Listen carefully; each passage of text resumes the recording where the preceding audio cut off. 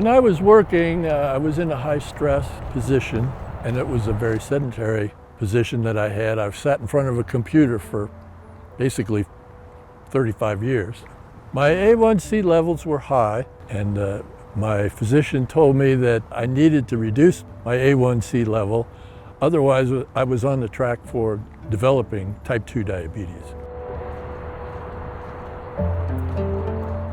When you are diagnosed pre-diabetic, you get worried.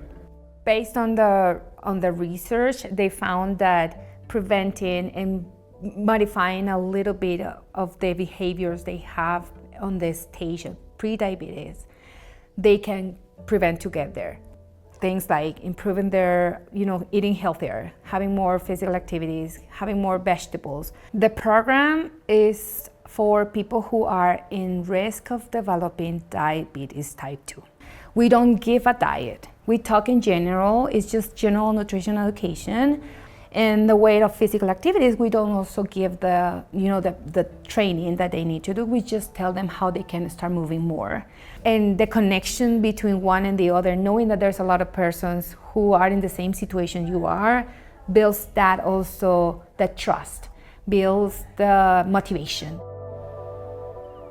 Diabetes prevention programs are very useful in helping people who have pre-diabetes to make some changes to prevent the onset of diabetes in the future. We have seen many studies, many evaluations of these programs, and when people go to the classes, go to the groups, and are able to make those changes, they really are able to prevent diabetes.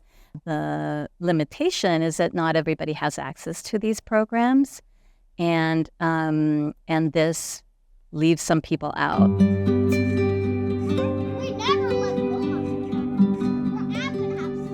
I was diagnosed when I was 13, so literally almost to the day, it's been 20 years.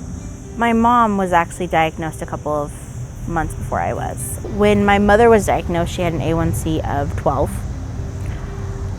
When I was diagnosed, I had an A1C of 14, so I was even higher than she was.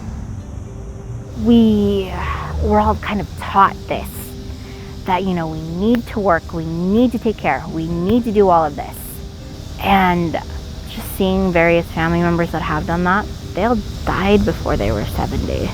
And it was all like complications with diabetes. We still have that mindset, particularly in Hispanic cultures. We need to do it all.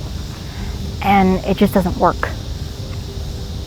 And taking care of everything, you end up not being able to take care of the one thing that takes care of everything, yourself.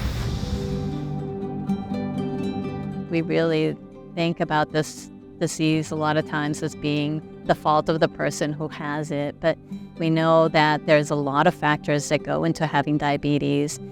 Part of them are our genetic backgrounds, part of them are our environment. Health depends on our economic situation.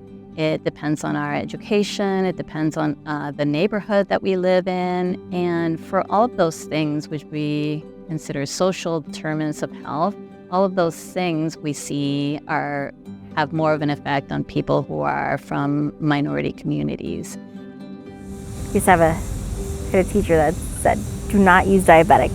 Do not use that word, because that means it's you, and you're more than that. And I think I have that mindset that I'm more than that now. And yes, I need to be aware of it, but that doesn't mean I need to stop living. That's why I love going on adventures, love doing something, love seeing anything that we can. Anything I can expose her to, I like to. And I'm hoping when she grows up, she realizes that that's what she needs.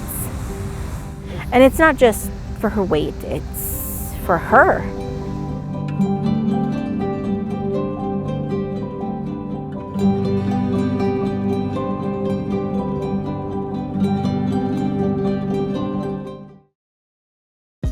Hey, thanks for watching. If you like this video, check out these other videos from USA Today to stay up to date with all the latest news.